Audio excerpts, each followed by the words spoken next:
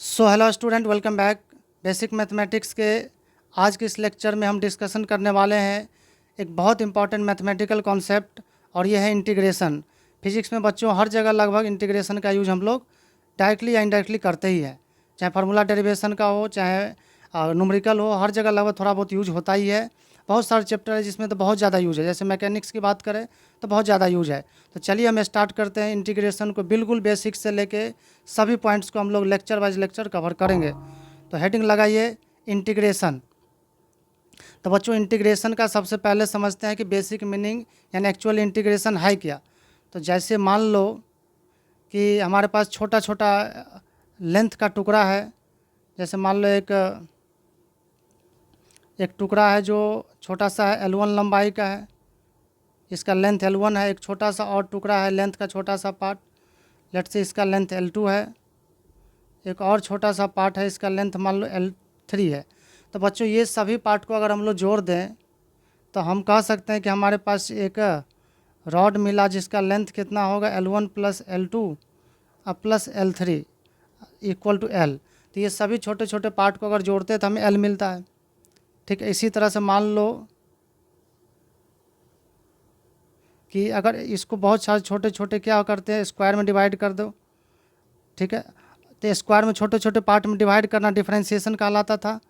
ये छोटे छोटे पार्ट में डिवाइड करना क्या कहलाएगा, डिफरेंशिएशन कहलाएगा। लेकिन छोटे छोटे पार्ट को जोड़ना फिर से क्या कहलाएगा, इंटीग्रेशन कहलाएगा। यानी बेसिक मिनिमम की बात करें तो इंटीग्रेशन क्या करता है, बहुत सारे छोटे छोटे क्वांटिटी को जोड़ता है। बहुत छोटे छोटे मतलब इतना छोटा छोटा पार्ट है ये सब, और बहुत ज़्यादा है संख्या।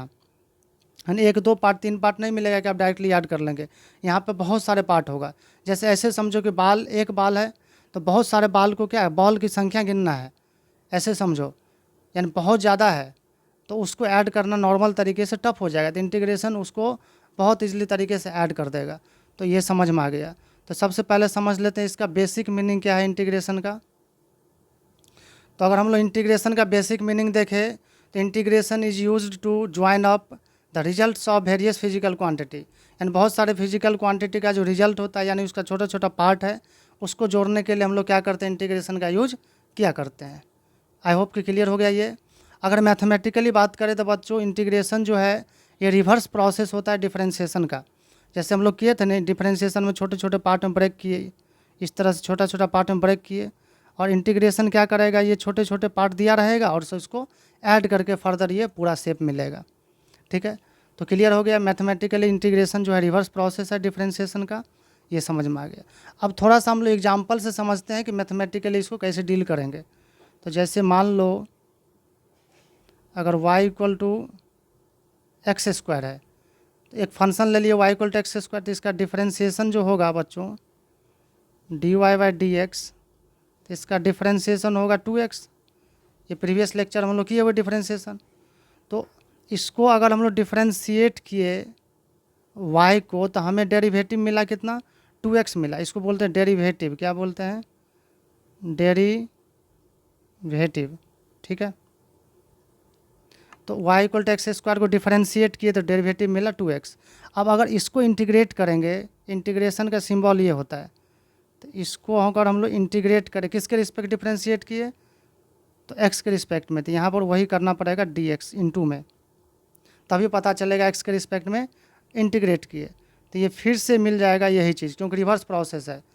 तो फिर से कहाँ चले गए हम लोग, यहाँ चले गए। मतलब अगर y equal to x square है, इसको डिफरेंशिएट किए 2x मिला, एंड फर्दर इसको अगर हम इंटीग्रेट करते तो यही मिल जाएगा। ठीक है, नेक्स्ट एग्जांपल देखो एक, तब क्लियर होगा। और तो अगर y equal to x square plus 2 है बच्चों, तो अगर आप इसको डिफरेंशिएट करेंगे तो आपको मिलने वाला है बच्चों 2x, और 2 का मिलेगा 0, क्योंकि एक्स स्क्वायर का 2x और 2 का 0, तो क्या मिला 2x। तो सवाल है कि सर यहाँ डिफरेंशिएट किए तो यहाँ भी 2x मिला, तो इसको इंटीग्रेट अगर करोगे, इंटीग्रेशन का सिंबल है, तो क्या मिलेगा। अब ये मिलेगा या ये मिलेगा, बताओ। तो रिवर्स प्रोसेस है तो एक्स स्क्वायर प्लस 2 मिलना चाहिए। तो सवाल है कि सर इसका इंटीग्रेशन ये है, इसका ये क्यों है। तो देखो बच्चों, दोनों में ऑब्जर्व करिए, तो यहाँ पे अगर बात करें तो यहाँ एक्स स्क्वायर प्लस 0 लिख सकते हो, और यहाँ पर एक्स स्क्वायर प्लस 2। तो अगर यहाँ पे 0 कर दे और यहाँ पे क्या कर दे 2 कर दे, दोनों पे बात सेम हो गया। तो यहाँ जो एक्स्ट्रा टर्म यूज होता है ना, ओरिजिनल फंक्शन आएगा कि नहीं इसका कोई गारंटी नहीं है, लेकिन ओरिजिनल फंक्शन में जो वेरिएबल वाला टर्म है वो आएगा, एकदम 100% गारंटी है। तो इसलिए जब भी ऐसा करते हैं तो बाद में इंटीग्रेशन करने के बाद एक कांस्टेंट लगा देते हैं, और इस कांस्टेंट का वैल्यू क्वेश्चन के अकॉर्डिंग निकाला जाता है। कुछ कंडीशन दिया रहता है, जैसे यहाँ सी का वैल्यू 0 रख दो तो तुरंत मिल जाएगा, यहाँ सी का वैल्यू 2।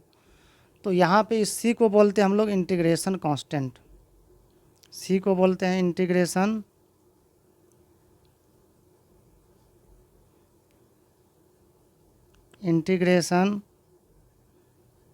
कांस्टेंट। तो अब ये जब तक सी रहेगा तो सी के कारण क्या होगा, ये एक फाइनाइट वैल्यू नहीं मिलेगा हमको, क्योंकि सी मान लो 2 रख दिए तो ये मिल गया, सी अगर 0 रख दिए तो ये मिल गया। तो due to constant of integration हमें फाइनाइट वैल्यू नहीं मिलेगा, तो क्या होगा, तो due to C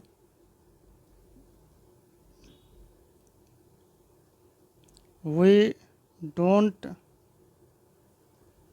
gate finite value. ठीक है, यानी हमको कोई फाइनाइट वैल्यू नहीं मिलता तो क्या करना पड़ेगा अब, तो इंटीग्रेशन को यहाँ से हम लोग कैटेगराइज करेंगे कि इंटीग्रेशन जो होता है ये 2 टाइप का इंटीग्रेशन होता है, एक का नाम है इंडेफिनिट इंटीग्रेशन और एक का डेफिनिट इंटीग्रेशन। बच्चों अगर आपको इंडेफिनिट इंटीग्रेशन क्लियर है तो डेफिनिट भी क्लियर हो जाएगा, क्योंकि इंडेफिनिट जैसा ही है, बस कुछ कुछ रूल है। तो इंटीग्रेशन जो है आपका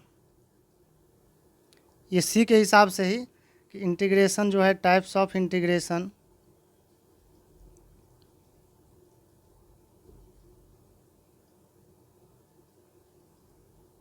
इंटीग्रेशन जो है ये 2 टाइप का इंटीग्रेशन होता है, एक का नाम है इंडेफिनिट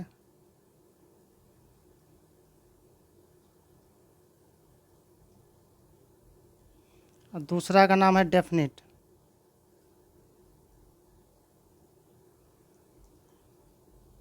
ठीक है, इंडेफिनिट इंटीग्रेशन और डेफिनिट इंटीग्रेशन। चलिए, इंडेफिनिट इंटीग्रेशन मतलब कांस्टेंट हम लोग लगाएंगे, इसमें कांस्टेंट नहीं लगाएंगे, इसमें कट जाता है। ठीक है, क्या करेंगे इसमें, use C, don't use C, don't use C. हालांकि इसके बारे में डिटेल पढ़ेंगे हम लोग, आगे पढ़ेंगे, क्या पढ़ेंगे हम लोग इसमें, हम लोग आगे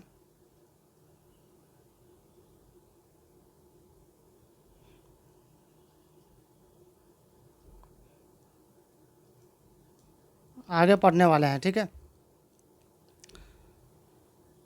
तो चलिए अब इंटीग्रेशन जो करेंगे उसका कुछ बेसिक रूल्स देख लेते हैं जो क्वेश्चन में हम लोग अप्लाई करेंगे। तो सम बेसिक रूल्स,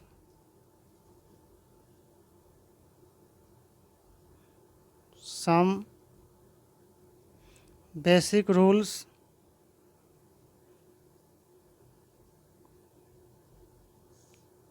तो कुछ बेसिक रूल्स की बात करें तो देखो फर्स्ट रूल क्या है।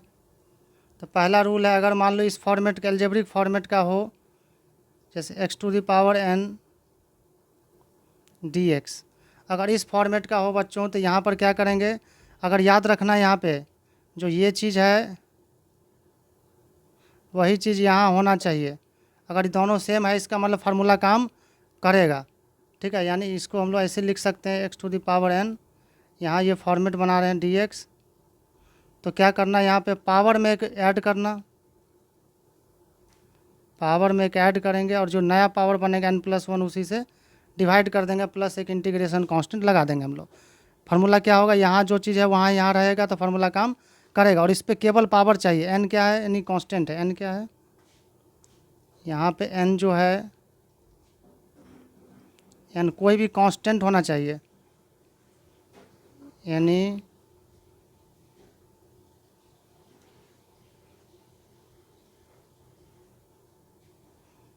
कांस्टेंट। तो एक एग्जांपल देख लेते हैं हम लोग जल्दी से। तो जैसे इंटीग्रेशन ऑफ मान लो x³ निकालना है, तो x³ का इंटीग्रेशन क्या होगा, तो ऐसा ही फॉर्मेट है, यहाँ x है यहाँ भी x है, तो क्या होगा पावर में एक ऐड कर दो, 3+1 हो जाएगा, और जो नया पावर मिलेगा कितना 3+1 उससे डिवाइड कर दो, तो क्या मिलेगा हम लोगों को x⁴ बाय क्या मिलेगा 4 और प्लस क्या मिलेगा c। तो इस तरह से हमें इंटीग्रेशन इसका मिल गया। अगर मान लो x की जगह कोई और वेरिएबल है, जैसे अगला एग्जांपल, अगर x की जगह कोई और वेरिएबल है तो भी फार्मूला काम करेगा। जैसे टी स्क्वायर डी टी है तो क्या होगा, यहाँ t है तो यहाँ भी t है, तो t पे होगा पावर कांस्टेंट है ना, तो फार्मूला काम करेगा। क्या होगा, पावर में एक ऐड करो और जो नया पावर मिला हम लोगों को 2 + 1 उसी से डिवाइड कर दो और प्लस c लगा दो, तो क्या मिला t³/3 और प्लस c। तो इस तरह से ये हो गया, समझ में आ गया ये फार्मूला। दूसरा बात करते हैं हम लोग कि अगर मान लो कांस्टेंट मल्टीप्लाई है, तो कांस्टेंट अगर मल्टीप्लाई होगा तो उसको इंटीग्रेशन से हम लोग बाहर कर लेंगे। तो इफ़ कांस्टेंट इज मल्टीप्लाइड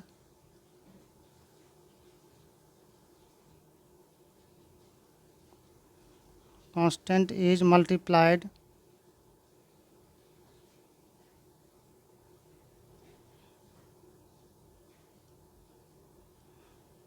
और कांस्टेंट मल्टीप्लाइड होगा देन क्या होगा, टेक आउट फ्रॉम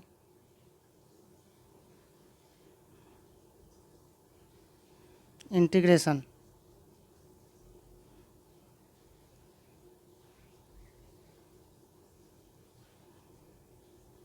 ठीक है, इंटीग्रेशन से क्या करेंगे हम लोग, बाहर कर लेंगे। जैसे एग्जांपल देखिए, अगर एग्जांपल है ऐसा कुछ, मान लो c(x⁴n) है और dx, तो क्या होगा, यहाँ पे पहले c बाहर कर लो, इंटीग्रेशन के अंदर जो रहेगा उसको रख दो, तो क्या होगा x⁴n dx है ना यहाँ पे। तो क्या करना है, c बाहर कर लिए। अब यहाँ पर क्या फार्मूला पढ़े, अब लो पावर में एक ऐड करते हैं, उसी से डिवाइड कर देते हैं। और c पहले से यूज है तो कुछ और ले लो, c1 ले लो। चलो एग्जांपल देखते हैं इसका हम लोग। जैसे मान लो कि 5x² dx है, तो अगर ऐसा रहेगा तो क्या करेंगे हम लोग, तो 5 क्या है, यहाँ कांस्टेंट मल्टीप्लाई है इसके साथ, तो 5 को क्या कर लेते हैं हम लोग, एज इट इज़ बाहर कर लेते हैं। इंटीग्रेशन के अंदर बचेगा x² dx is equal to क्या होगा, 5 बाहर कीजिए और पावर में क्या करना है, पावर में एक ऐड कीजिए और जो नया पावर बना है उससे डिवाइड कर दिया, प्लस c लगा देते हैं। तो क्या होगा, 5 यहाँ नीचे 3 होगा और ये क्या होगा, x² में एक ऐड होगा तो कितना होगा, 3 + c। तो इस तरह से हम लोगों को ये मिल गया। ठीक है, तो अगर कांस्टेंट क्या होगा, मल्टीप्लाई में होगा तो उसको बाहर कर देना है। अगर नेक्स्ट फार्मूला हम लोग देखें तो क्या होगा, अगर मान लो ऐसा कुछ है, केवल dx है, तो dx का इंटीग्रेशन क्या होगा, x और प्लस c हो जाएगा। dx का इंटीग्रेशन क्या होगा, x + c हो जाएगा। ठीक है, फोर्थ अगर बात करें, मान लो ऐसा कुछ है c dx है, हालांकि ये सब उसी से डराइव हुआ है, ये कोई नया फार्मूला नहीं है। तो c बाहर करेंगे तो क्या होगा, इंटीग्रेशन dx, बस समझा रहे हैं ताकि क्वेश्चन में आपको दिक्कत ना हो। तो क्या होगा, c × x और प्लस क्या होगा, ये c1 है, लिख दो, c पहले से है तो c1 लिख लो। जैसे इसके पे एक एग्जांपल लेते हैं, जैसे ऐसा कुछ है 5 × dx, तो क्या करेंगे, यहाँ पे हम लोग 5 बाहर कर लेंगे, इंटीग्रेशन ऑफ dx हो जाएगा, तो क्या मिलेगा, 5 × x और प्लस c मिल जाएगा, ऐसा कुछ होगा। 5 बाहर किए, dx का इंटीग्रेशन x हो जाएगा प्लस c हो जाएगा। आई होप क्लियर हो गया ये चीज़। चलिए नेक्स्ट रूल जो है, ये बहुत इंपॉर्टेंट रूल है कि अगर मान लो एक से ज़्यादा टर्म क्या है, प्लस या माइनस में होगा, if 2 or more than 2 terms are in addition or subtraction, तो प्रत्येक टर्म को इंटीग्रेट करना है। तो इफ़ क्या होगा, if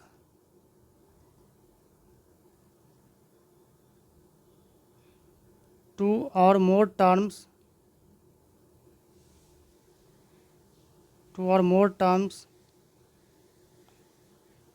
are in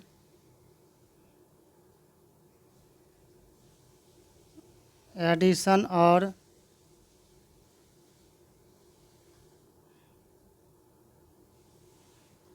subtraction, then क्या होगा, देन हम लोगों को प्रत्येक टर्म को इंटीग्रेट करना है। इंटीग्रेट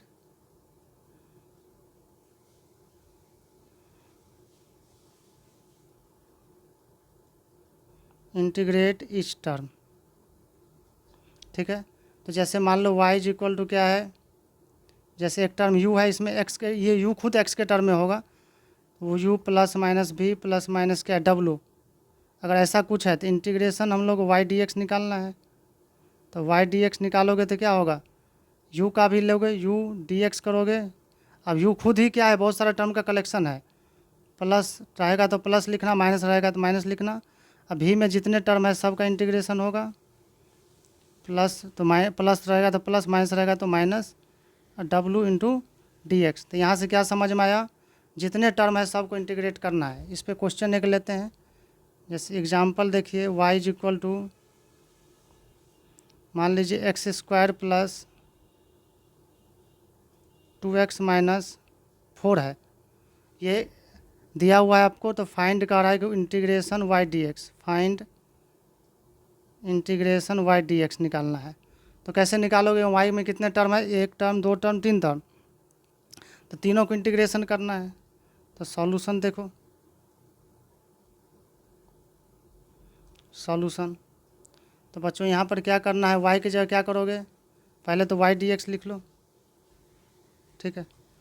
अब यहाँ पे जो है कितने टर्म है, पहला टर्म, तो पहला टर्म लिखो इंटीग्रेशन के अंदर और dx कर दीजिए, प्लस है तो प्लस लिखो, इंटीग्रेशन दीजिए, दूसरा टर्म लगाइए इंटीग्रेशन के अंदर और dx कर दीजिए, माइनस है तो माइनस लिखो, इंटीग्रेशन 4 लिखो और यहाँ पे dx लिखिए, ठीक है। तो यहाँ पर क्या होगा, इसका तो हम लोग डायरेक्ट जानते हैं कि x पावर है तो पावर में एक ऐड करो, उसी डिवाइड करो, तो क्या हो जाएगा, ये हो जाएगा 3, अब बाई यही पावर डिवाइड हो जाएगा प्लस। अब सब में c लगाना जरूरी नहीं है, फाइनल करने के बाद c लगा देना, ठीक है। अब यहाँ पर क्या होगा, 2 कांस्टेंट है तो कांस्टेंट मल्टीप्लाई होता है तो बाहर आता है, तो 2 बाहर करेंगे तो अंदर में क्या बचेगा, एकदम बारी बारी से स्मूथली करना है ताकि गलत नहीं हो। अब यहाँ पर 4 क्या होगा, 4 कांस्टेंट है बाहर आएगा, ये माइनस है सॉरी, तो इंटीग्रेशन होगा dx, ठीक है। ये इंटीग्रेशन हो चुका, जब फाइनल हो जाता c लगा देना, प्लस क्या होगा 2, देखो यहाँ पावर नहीं कुछ है तो 1 पावर है, तो पावर में एक जोड़ोगे उसी डिवाइड करोगे तो ये 2/2 हो जाएगा। अब माइनस क्या होगा 4 और dx का इंटीग्रेशन क्या होता है x, अब प्लस लास्ट में अब c लगा दो, जो कट रहा है काट दो, यहाँ पे 2 कट रहा है तो काट दो, तो क्या मिलेगा हमको x³/3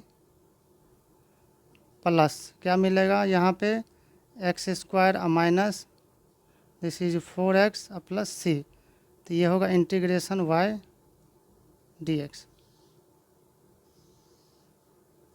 ठीक है। तो इस तरह से अगर एक से ज़्यादा टर्म क्या हो, एडिशन सब्ट्रैक्शन में हो, तो प्रत्येक टर्म का इंटीग्रेट हम लोग करते हैं। अब हम लोगों को बहुत कुछ इम्पॉर्टेंट याद रखना है ये चीज़। अब जो है इसमें से याद रखना है कि सम डायरेक्ट इंटीग्रेशन रिजल्ट, यानी ये आपको डायरेक्टली याद रखना है, जिससे आने वाले क्वेश्चन में हम लोग फास्ट अप्लाई कर पाएंगे। तो जैसे सबसे पहला जैसे बात करें हम लोग, तो देखो बच्चों, अगर डिफरेंशिएशन की बात करें, डिफरेंशिएशन ऑफ ln x, तो ln x का डिफरेंशिएशन क्या होता है, 1/x होता है। ln x का डिफरेंशिएशन क्या होता है, 1/x। तो अगर इसको इंटीग्रेट करेंगे तो फिर से क्या मिलेगा, log x मिलेगा। तो याद रखेंगे आप 1/x dx का इंटीग्रेशन जो होगा ये होगा ln x प्लस c, याद रहेगा ये चीज़।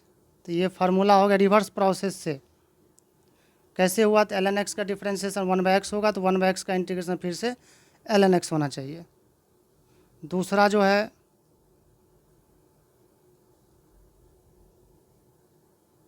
दूसरा अगर मान लो डिफरेंशिएशन करें e⁻x का, e⁻x का अगर डिफरेंशिएशन करते हैं तो यही मिलता है हम लोगों को। तो अगर इसको इंटीग्रेट करेंगे तो क्या मिलेगा, इसको डिफरेंशिएट के तो मिला, इंटीग्रेट करेंगे तो वही चीज़ मिलेगा, e⁻x ही मिलेगा। तो ये भी याद, लेकिन जब इंटीग्रेशन होगा तो इसके बाद c लगना ज़रूरी है। तीसरा जो है देखो, differentiation of a⁻x by dx, ये क्या है, यहाँ पे कोई कांस्टेंट है, तो अगर कोई भी कांस्टेंट होगा तो डिफरेंशिएशन होता है, क्या होता है a⁻x ln a, ठीक है। तो इसको अगर हम लोग इंटीग्रेट करें तो क्या मिल जाएगा, तो अगर हम लोग इंटीग्रेट करें integration of a to the power x d x, तो क्या मिलेगा, a to the power x ये मिलेगा, और इसको डिवाइड करके ऑलरेडी हम पहले रख लेते हैं, तो क्या होगा ln ये हो जाएगा। अब प्लस सी, ये नहीं समझ में आया, ठीक है। तो देखो कैसे करेंगे, जैसे ऐसे कर सकते हैं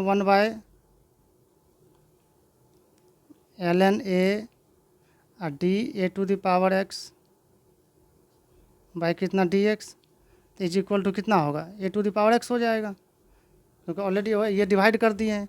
इस चीज़ को आप अंदर भी तो भेज सकते हो, इसको ऐसे ही भेज सकते हैं जैसे डी बाई डी एक्स, और यहाँ पर क्या कर सकते हैं, ए पर पावर एक्स, और कांस्टेंट ही है तो इसको तो नीचे लिख ही सकते हैं वो ln ए, ठीक है, इज इक्वल टू क्या, ए पर पावर एक्स। तो देखिए यहाँ पर आ गया कि इसको अगर टोटल को डिफरेंशिएट किए तो ए पर पावर एक्स आया, तो इसको इंटीग्रेट करेंगे तो ये चीज़ आ जाएगा, ठीक है। समझ में आ रहा है ना कि ए टू द पावर एक्स का इंटीग्रेशन करेंगे तो ये टर्म आ गया, यही टर्म लिखे हैं। नेक्स्ट फोर्थ जो है, तो हम लोग बात करने वाला अब ट्रिगोनोमेट्रिक फंक्शन का। जैसे साइन एक्स का डिफरेंशिएशन क्या होता है, साइन एक्स का डिफरेंशिएशन होता है बच्चों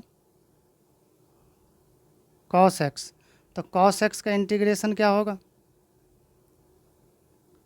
तो कॉस एक्स का जो इंटीग्रेशन होगा ये क्या होगा, साइन एक्स होगा, रिवर्स प्रोसेस से।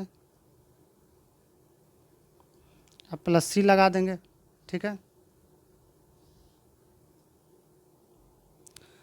इसी तरह से अगर मान लो 5 नंबर, अगर डिफरेंशिएशन हम कॉस एक्स का करते तो क्या होता, तो कॉस एक्स का डिफरेंशिएशन होता है माइनस साइन एक्स, तो इसको अगर इंटीग्रेट करेंगे क्या, माइनस साइन एक्स को तो क्या होगा, अगर माइनस साइन एक्स को इंटीग्रेट करें तो क्या मिलेगा, हम लोगों को मिलने वाला है कॉस एक्स। तो बच्चों माइनस साइन एक्स नहीं बोल के हम क्या करते हैं, यहाँ का माइनस यहीं भेज देते हैं तो ज़्यादा अच्छा रहेगा।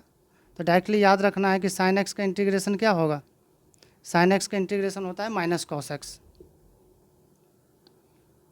6 नंबर, अगर हम लोग tan एक्स का डिफरेंशिएशन करें तो क्या मिलता है,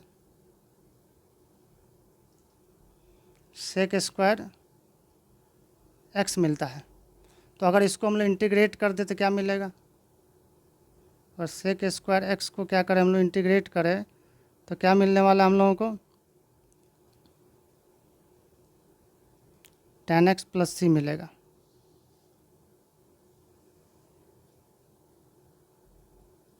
अगर हम लोग डिफरेंशिएशन करें सेक एक्स का, तो सेक एक्स का डिफरेंशिएशन होता है sec x into tan x, तो इसको इंटीग्रेशन करेंगे तो क्या मिलेगा, रिवर्स प्रोसेस से sec x into tan x d x is equal to क्या मिलेगा, सेक एक्स और प्लस सी मिलेगा, ठीक है। इसी तरह से और भी होता है, रिवर्स प्रोसेस हम लोग कर सकते हैं। और नेक्स्ट लेक्चर में हम लोग बहुत इम्पॉर्टेंट फार्मूला वगैरह भी लाने वाले हैं, बहुत सारे एग्जाम्पल्स करने वाले हैं, तो अगला लेक्चर ज़रूर मिस नहीं कीजिएगा। अगर ठीक लगे तो दोस्त लोगों को भी शेयर कीजिएगा, सबको हेल्प होगा।